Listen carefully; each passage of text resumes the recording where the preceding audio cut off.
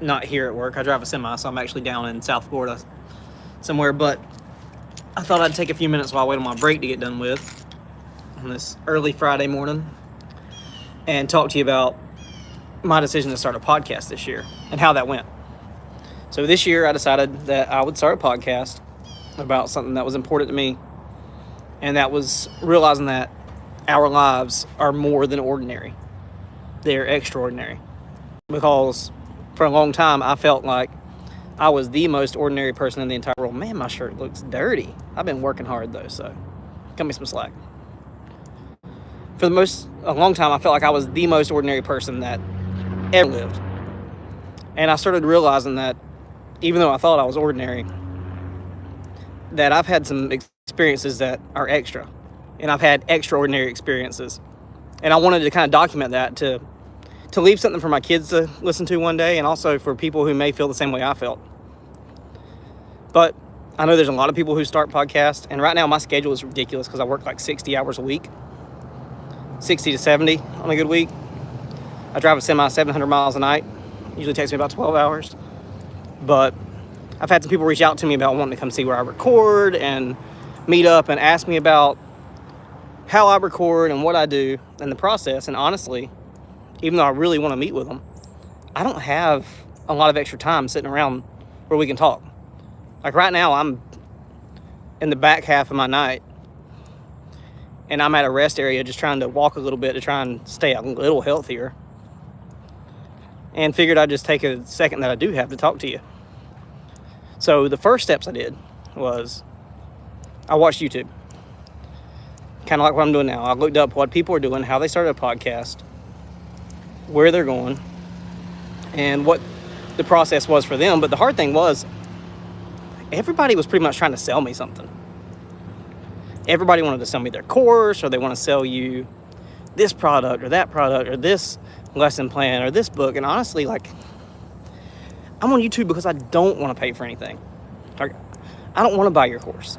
I love you, I appreciate you, but my budget is YouTube.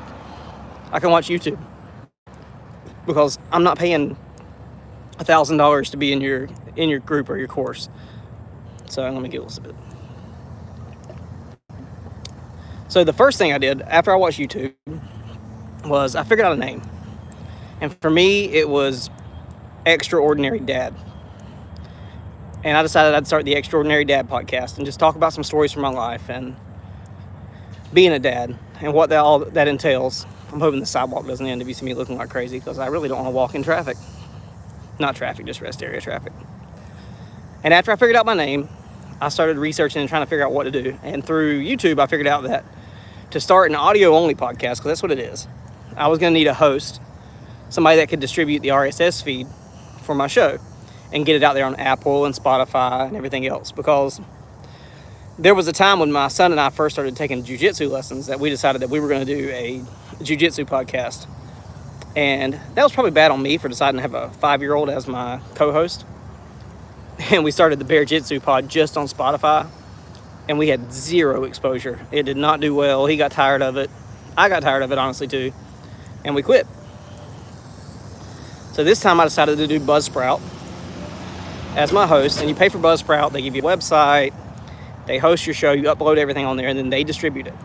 And it was so much easier to immediately get on Apple and to see more listeners in your first lesson than you had even trying the show before. So that's what I'd recommend first, finding a host. It doesn't have to be Buzzsprout. I really don't know what else is out there because they're the first ones I looked at.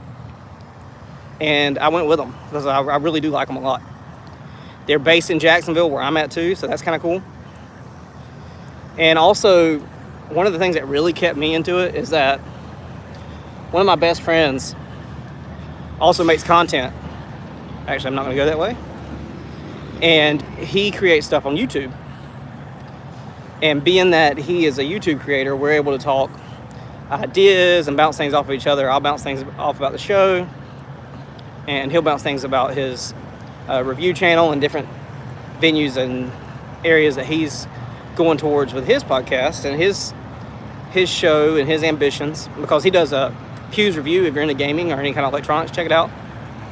I don't really know how to do all the link and stuff, so just me talking right now. But it's been great just having somebody, because there's times when I'm discouraged. But the truth is, like, I love my wife, I love my kids, but they don't have the same passion for creating the way I do. And it's easier for me to talk to somebody who has the same passions and who has the same drive about things pertaining to the show. Because a lot of people, I mean, they care about you, but they're not invested in the things the way that you are.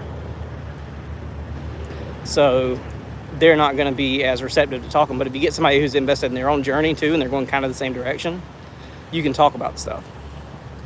So today I'm going to kind of cut a little short, about 6-7 minutes. I'm going to talk to you, but the first two things I would do really would be, once you figured out what you want to do and the direction you're going to go in, look into a host, somebody that can distribute your show, and find somebody to talk to.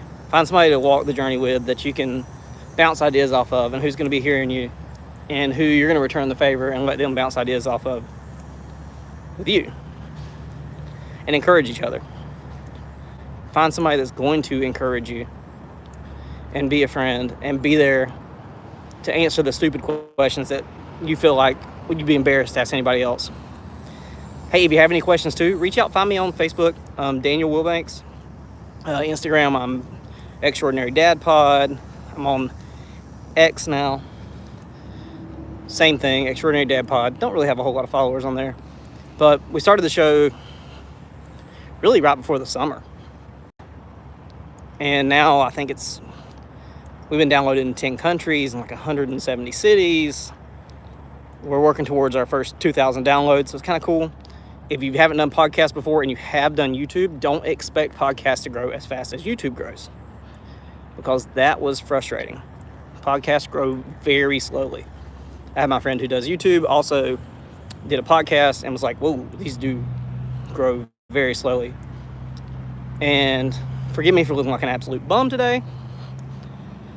I drive 700 miles. And last night my stuff was like 2 hours late, and I was like, you know what? I'm gonna wear some sweatpants and a t-shirt, and I'm gonna dress like a hobo at work tonight, because I literally see no one. I left Jacksonville at midnight and I got to Miami at like 5:30 in the morning. So I don't see anybody. I'll be back in Jacksonville at lunchtime and I'll go to bed. So find yourself a job where you can dress like a hobo and make friends. I'll be back on here sometime. I don't know if I'll do live or video, but I just thought I'd take a minute while I was walking, trying not to be an obese truck driver, and talk to you. But love you guys. Hey, I love you. God loves you. You should love you. Have a good day.